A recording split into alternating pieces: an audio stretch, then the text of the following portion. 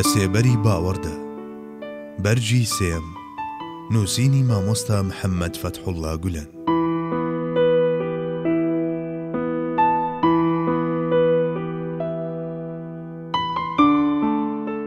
قورئانی پیرۆز.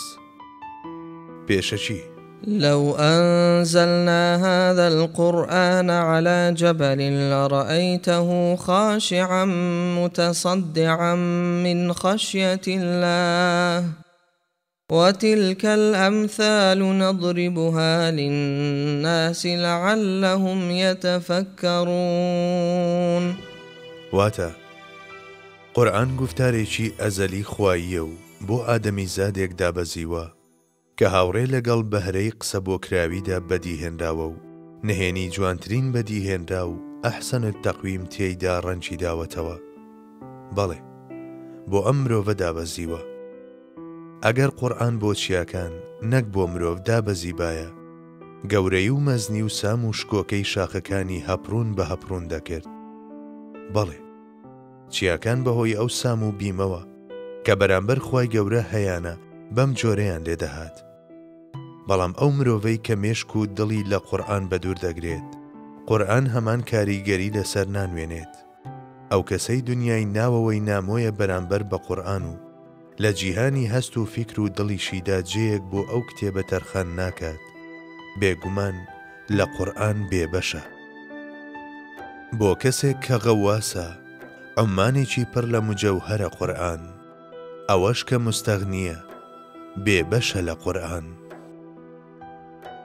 قورئان کتێبێکە خوای گەورە بە مەزنی خۆی و پەیتا پەیتا و بە جۆرێک کە وەڵامی بەرژەوەندی مرۆڤەکان بداتەوە دایبەزاندووە. مبارەک و پیرۆزە، لە بەرزی و پیرۆزیدا هاوشێوەی نییە. قورئان خودی بەرەکەتیشە. کاتێک خەڵکی شوێن فەرمانەکانی ئەو دەکەون، پیت و بەرەکەت دەڕژێتە ژیانیانەوە و دەبن بە سەرداری میلەتان. هەروەها گشت بوارەکانی ژیان بەم شوێن کەوتنە سەوز دەبن و چرۆی تایبەت بە خۆیان دەردەکەن و دنیا دەکەن بە بەهەشت.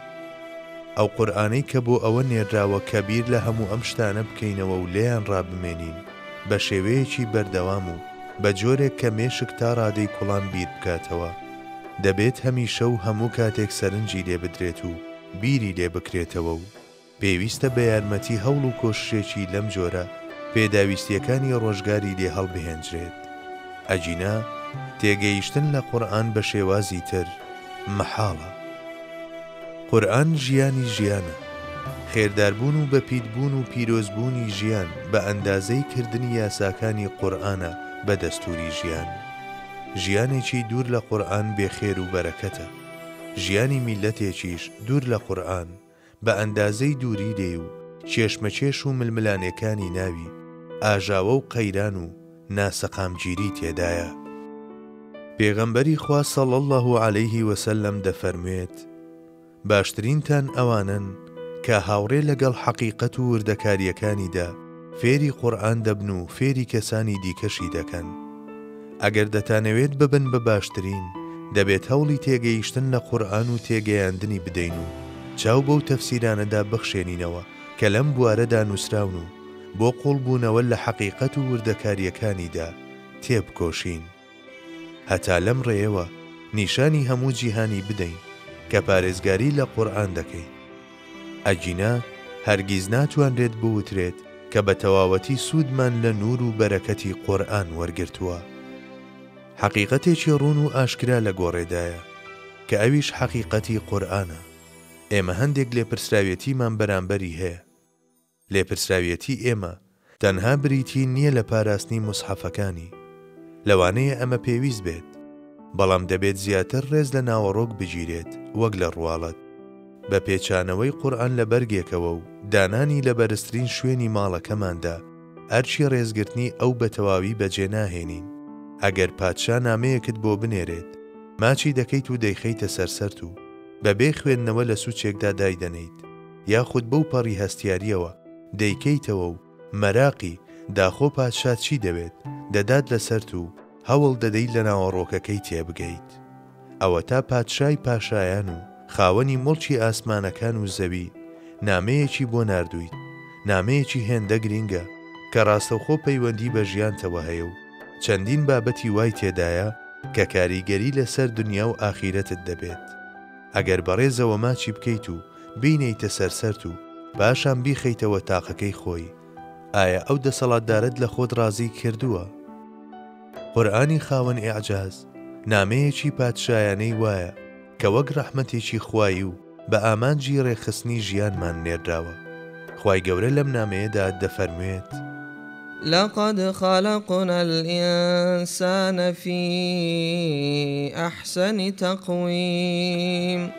بەڵێ، ئێمە بەهۆی قورئانەوە ڕێزمان لێنرا و شەرەفمەند کراین، چونکە خوای گەورە بەوانەی کە لە قورئانەوە دوورن دەفەرموێت: أم تحسب أن أكثرهم يسمعون أو يعقلون إن هم إلا كالأنعام بل هم أضل سبيلا.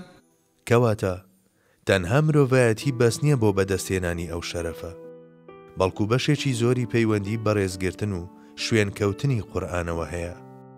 پێغەمبەری خوا صلی الله علیه وسلم لە فەرموودەیەکدا دەفەرموێت: ئەو کەسەی بە ئاشکرا قورئان ڕادەگەیەنێت و دەیخوێنێتەوە وەکو ئەو کەسە وایە کە بە ئاشکرا سەدەقە دەبەخشێت، ئەو کەسەش کە بەهێمنی و نهێنی دەیخوێنێتەوە وەک ئەوە وایە کە بە نهێنی دەبەخشێت.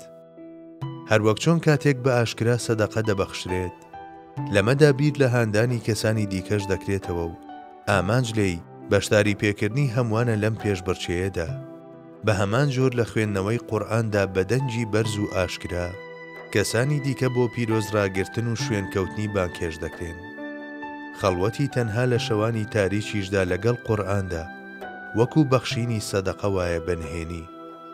مرۆڤ لەم ڕازەدا بە دوای جێگەی خۆی لە قورئاندا دەگەڕێت و هەوڵی دۆزینەوەی پێگەیەک دەدات تێیدا. گەڕان بە دوای جێگایەکدا لە قورئاندا و خۆ قورمیشکردن بە گوێرەی قورئان سەبارەت بە ئیماندار زۆر گرنگە، چونکە مرۆڤ بە ئەندازەی ئەمە ئیماندارە. عومەری کوڕی عەبدولعەزیز و محەممەدی کوڕی کەعبی خوزاعی و چەندەهای دیکەش بەم نیەتەوە هەتا بەیانی قورئانیان خوێندوێتەوە و لەم ڕێیەوە گەیشتون بە قوڵی و مانا ڕاستەقینەکانی. قورئانێک کە جوان و دڵسۆزانە و لە دڵەوە بخوێنرێت ژیان بە ڕۆح و دڵ و هەستی مرۆڤ دەبەخشێت.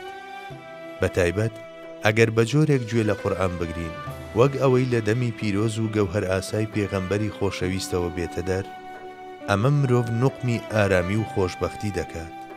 ئەگەر پلەیەک زیاتر بەرز ببینەوە و ببین بە میوانی جبریل و وا بزانین لەوەوە دەیبیستین، شەماڵێکی پێناسە نەکراو بەسەر ڕۆحدا هەڵدەکات. لە پشتی هەموو ئەمانەی شەوە بیستنی قورئان وەک ئەوەی ڕاستەوخۆ لای گوفتاربێژی ئەزەلیەوە بێت. نازانم داخۆ دڵ بەرگەی ئەمە دەگرێت یان نا. مرۆڤ دەکات بە بوونەوەرێکی ئاسمانی.